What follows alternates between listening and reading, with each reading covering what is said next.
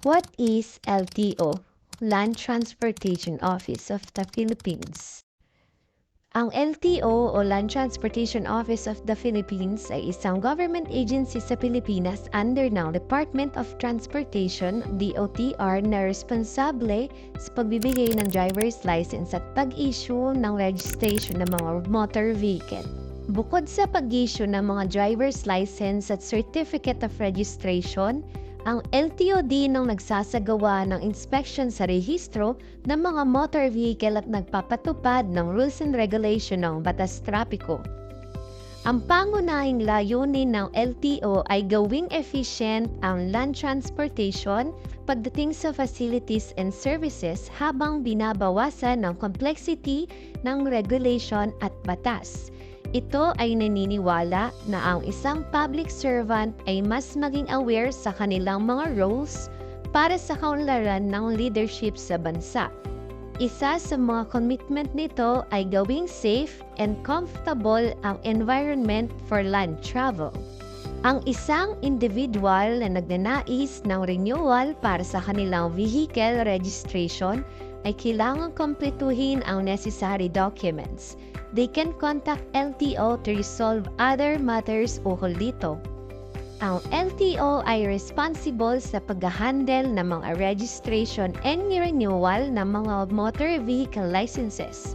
Sila din ang nag-i-issue ng mga bagong plaka para sa mga bagong sasakyan tulad ng light electric cars and three-wheelers, pati na rin ang mga imported cars. The 4 goals of LTO. LTO, a government organization that is responsible for automobile registration and renewals.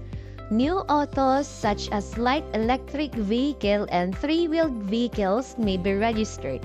Several procedures and conditions must be followed in order to properly registered in each category. Ang sino mang nagnanais na ipa-renew ang registration ay kailangan mag-provide ng essential documents at sundin ang mga protocols upang maging fully registered ang inyong sasakyan. Ang LTO din ang nagpoproseso ng transaksyon ukol sa pagbabago o pagpapalit ng registration certificate. To run the driver's licensing program, including license application testing, LTO is in charge of driver's license regulation and issuing. Maaari silang mag-issue ng lisensya sa mga non-citizens at citizens depende sa requirements. LTO also provides a non-professional driver's license upang payagan ng isang individual na magmaneho under certain restriction. Sila din ang nag-i-issue ng mga student permits na isa sa mga requirements sa pag-apply ng non-professional at professional driver's license. Ang lahat ng aplikante ay kailangang ipasa ang written at practical test upang makakuha nito. Maaring mag-apply ng permit at license sa kahit saan mang LTO district office o licensing center sa bansa. To put in place laws governing the land transportation system such as traffic and safety norms, LTO enforces and implements land transportation laws. Ito din ang nag-handle ng mga issue tungkol sa mga kumpiskadong sasakyan at lisensya. The organization follows a procedure upang marisolba ang mga issue na ito. They allows the use of duplicate license plate o plaka para sa mga commercial and personal vehicles. Ang LTO din ang responsable upang matiyak ang public transportation services na mag-comply sa Land Transportation Franchising and Regulatory Board LTFRB ukol sa Fare Board o pamasahe. May kaakibat na parusa sa mga lalabag tungkol sa overcharges at undercharges. To accredit sa manufacturers, assemblers, importers, and dealers na nagnanais makipag-ugnayan ng business sa LTO, certain firms and individuals can do business with the agency through LTO. Kasama dito ang mga automobile importers, dealers, and manufacturers. In doing business with Land Transportation Office, ang isang company or organization must seek accreditation sa Assistant Secretary of Land Transportation.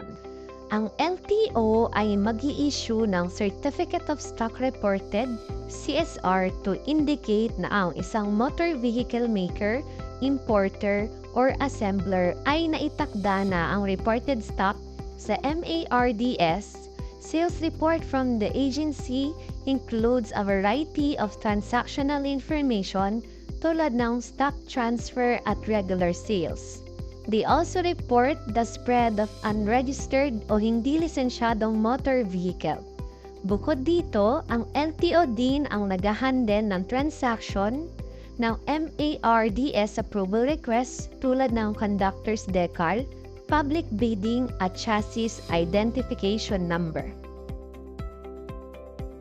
Law enforced by LTO.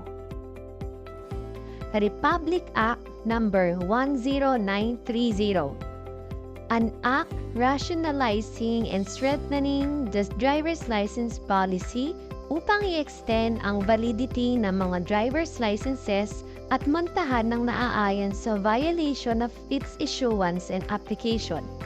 Amending for these purposes under Section 23 of Republic Act Number 4136 as amended by Batas Pambansa bilang 398 and Executive Order Number 1011, also known as Land Transportation Traffic Code. Republic Act Number 10913, a bill to define and punish distracted drivers. Republic Act Number 10666, a bill to ensure the safety of children riding motorcycles. Republic Act Number 10586, a statute punishing drivers impaired by alcohol, dangerous drug, and similar substances for other purposes. Republic Act Number 10054, a law requiring all motorcycle riders to wear standard safety gear, providing for protective motorcycle helmets while driving at multahan ng sinumang lalabag dito. Republic Act Number 8794, a bill to impose a motor vehicle user's charge on all motor vehicle owners and other purposes. Republic Act Number 8750, an act requiring drivers of private and public vehicles to wear seatbelts and requiring vehicle manufacturers to install seatbelts in all vehicles manufactured. Republic Act Number 8749, a bill to establish a comprehensive air pollution control strategy and for other purposes. Republic Act Number 8730, a law obligating drivers of private and public vehicles to wear seatbelts and obligating vehicle manufacturers to install seatbelts in all vehicles manufactured. Republic Act Number 4136, a bill to compile the laws regarding land transportation and traffic regulations to establish the Land Transportation Commission and for other purposes. Programs and services of LTO. LTO IIS Program o Land Transportation Office Infrastructure and Information System. 5-year validity of driver's license, license and permit issuance, motor vehicle registration, law enforcement and education of cases, MERDAS, serbisyo para sa mga manufacturers, assembler, importers, rebuilders, and or dealers. Affiliates tulad ng LTMS Portal, CDE Program and Exam, at Citizen Incident Reporting App. Summary: pinadali ng LTO ang kanilang mga services at bumuo ng online portals upang mabawasan ang pagpila ng matagal sa district offices. Nalaman din natin ang mga batas na pinatupad ng LTO. Kung ikaw ay may question or comment, feel free to leave them below. Don't forget to subscribe sa ating YouTube channel at i-click ang notification bell upang maging updated ka sa ating mga susunod na videos. Thank you for watching!